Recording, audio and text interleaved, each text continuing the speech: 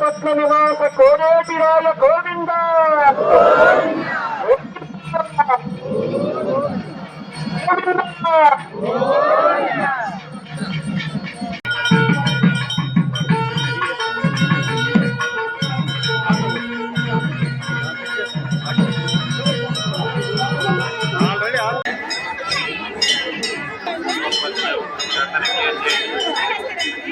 అంగడి మీద ఉన్న వాళ్ళ భక్తులంతా ఇక్కడికే రావాలి. ఆర్ట్ పాయింట్ ఇదే. అక్కడ అర్థం అంగడి మీద బయట ఏకదా బ్రహ్మణ ఉపహరతి ఏకథై వేదమానా దాదాతి.